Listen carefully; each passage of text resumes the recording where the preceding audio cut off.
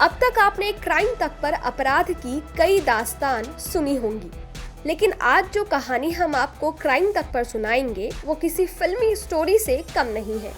ये कहानी है छत्तीसगढ़ के एक परिवार की, जहां पर एक बेटे ने अपने ही पिता को मौत के घाट उतार दिया। आइए आपको तफ्तीश से बताते हैं कि ये मामला क्या है। आखिर क्यों एक बेटे ने अपने ही पिता को मौत की नींद सुला दी।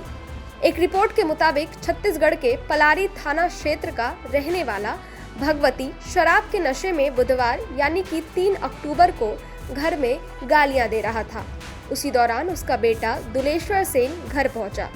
पिता को गालियां देते देख उसने मना किया, लेकिन भगवती नहीं माना। इससे नाराज होकर दुलेश्वर छत पर बने अपने कमरे में चला गया। वहां उसने आवाज देकर अपने पिता भगवती को ऊपर बुलाया समझाने के लिए। नशे में धुत भगवती छत पर पहुंचा और अपने बेटे को भी गाली देने लगा।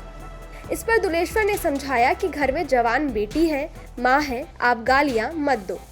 बार बार मना करने पर भी भगवती नहीं माना, जिससे दुलेश्वर को गुस्सा आ गया। गुस्से में आग बबूला दुलेश्वर छत पर अपने पिता को पटक दिया और उसके बाद गला घोंट कर उनकी हत्या कर दी। वारदात को अंजाम देने के बाद बेटा नीचे आया और अपनी माँ से फिल्मी अंदाज में अपने गुनाह की माफी मांगी। उसने कहा, मुझे माफ करना माँ, मैंने आपका सुहाग उजाड़ दिया। बेटी की बात सुनकर माँ के पैरों तले जमीन खिसक गई। वो फौरन छत पर पहुंची, देखा कि उसका पति इस दुनिया से जा चुका है। उसका शव छत के फर्श पर पड़ा है। घटना के बाद दुलेश्वर की माँ थाने पहुंची।